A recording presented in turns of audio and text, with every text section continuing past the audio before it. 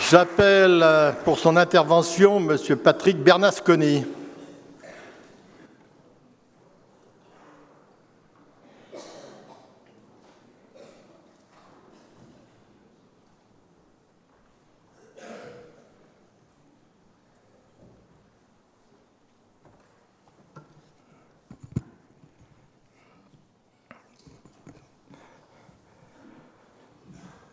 Monsieur le doyen, mes chers collègues, ce n'est pas la profession de foi d'un candidat aux honneurs d'une présidence que je souhaite partager avec vous, mais l'espoir d'un collectif dont la naissance remonte à 2 ans.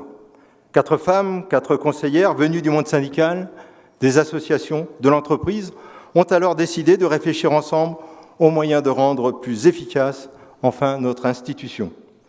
Leur démarche était désintéressée. Leur mandat, en effet, n'était pas renouvelable. Ce sont elles qui ont jeté les bases d'un collectif rejoint depuis par des personnalités qualifiées, de nouveaux groupes, de nouvelles forces de proposition. Nous avons associé tous les groupes.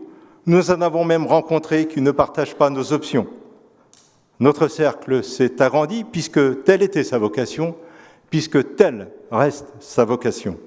Et c'est, je le crois, une première dans l'histoire du CESE que l'on songe ainsi à anticiper collectivement l'avenir pour mieux le préparer. Le CESE porte en lui le gène de la modernité, moderne à sa naissance, il l'est encore davantage aujourd'hui. Je crois d'ailleurs que si le CESE n'existait pas, il faudrait d'urgence l'inventer, tant son rôle est essentiel pour la France. Lui aurait-on d'ailleurs ajouté sa dimension environnementale si le Conseil avait fait auparavant la preuve de son inutilité. De façon générale, les sujets dont nous avons à traiter nécessitent l'expérience, l'expertise, la connaissance. Ce savoir que nous font partager ceux qui le détiennent, et je pense en particulier aux membres associés de notre Assemblée, au Césaire et au Conseil économique et social européen, avec lesquels nous devons plus et mieux travailler. Tous ceux qui unissent leurs efforts pour que soient remplies sereinement nos missions, loin de l'idéologie, de la politique ou de je ne sais quelle pensée unique. Aux côtés des élus de la République, nous avons l'honneur d'être les conseillers de la République. Et nous en sommes fiers.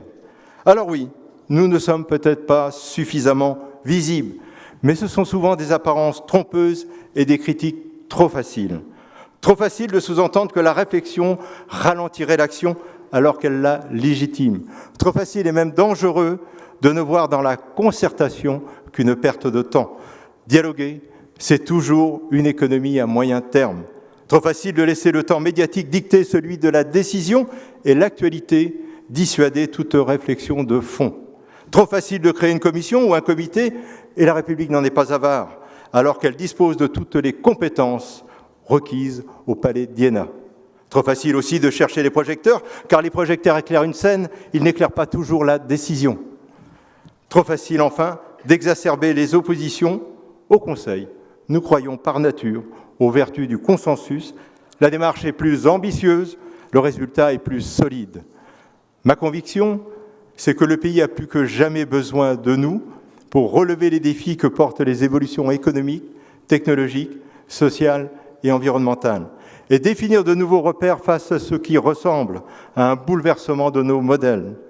Nous devons apporter notre contribution, puisque nous sommes nous-mêmes au cœur de la société civile. Nous sommes son cœur, nous sommes son miroir. À l'image de la France, le CESE doit se remettre en question pour avancer.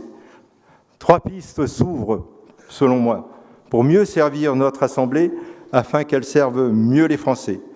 La replacer, en premier lieu, au cœur des débats qui traversent notre pays. Le CESE doit s'attaquer au blocage de la société, ce que le débat politique qui entretient les antagonismes n'arrive pas à lever. C'est dans cette complémentarité avec les institutions politiques que le CESE sera utile. Cette exigence d'utilité doit dicter nos choix d'autosaisine. Elle doit aussi guider notre travail d'influence et de discussion avec les pouvoirs publics et les 2 autres assemblées de la République. L'idée étant de rendre notre saisine incontournable sur des questions centrales qui agitent notre société. Il nous faut faire davantage la publicité de nos avis, les faire connaître pour enrichir un débat, rendre plus légitime une décision et mettre en avant la valeur de notre expertise. La meilleure idée du monde ne sert à rien si elle n'est pas donnée en partage. Ne l'oublions jamais, ce sont des dizaines de millions de Françaises et Français que nous représentons, de métropole et d'outre-mer. C'est ce qui donne toute leur force à nos avis. Nos organisations doivent à cet égard prendre leurs responsabilités et savoir se saisir à leur tour de ces travaux auxquels leurs propres délégués ont participé, les faire connaître et les intégrer à leurs débats. Nous devons également, et c'est la deuxième piste, nous accorder pleinement avec nos missions et les assumer en totalité.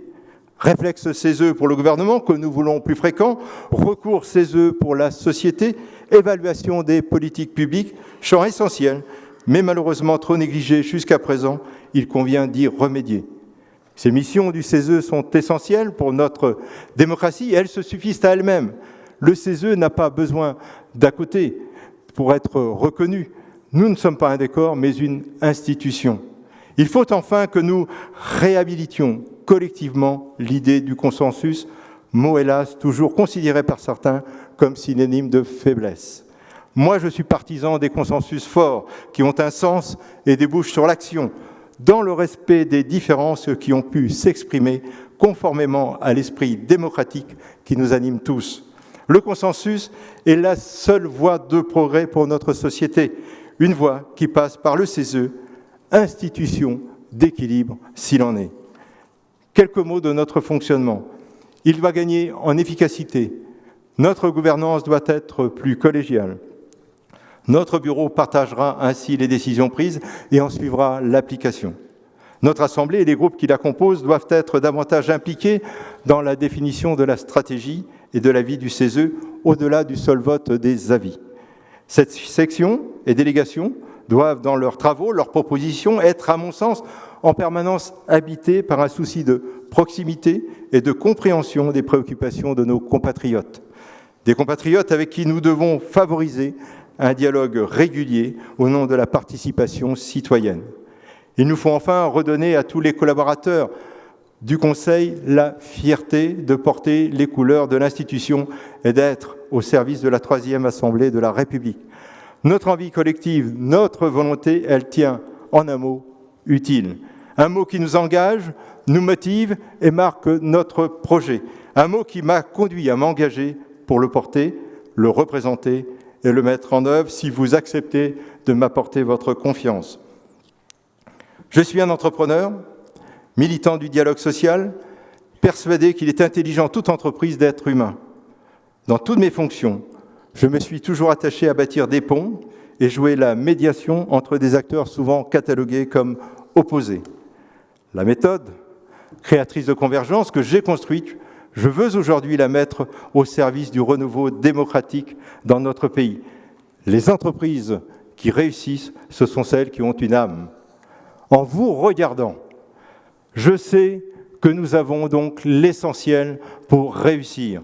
En vous regardant, je ne peux pas non plus m'empêcher de penser à cette diversité, à cette richesse que vous représentez, à tous ces savoirs et cette expérience que vous rassemblez, à cette complémentarité qui nous réunit, à cette unité qui se dégage de nos différences et forme le visage de notre démocratie, celle-là même que les barbares prétendent atteindre et n'atteindront pas en vous regardant dans le contexte où nous vivons actuellement, celui d'un pays en état d'urgence, mais uni et soudé. Je me dis également qu'être le représentant d'une Assemblée de la République est non seulement un honneur, mais une chance.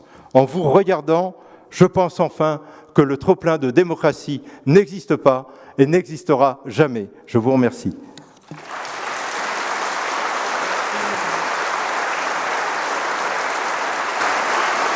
Merci, Monsieur Bernasconi.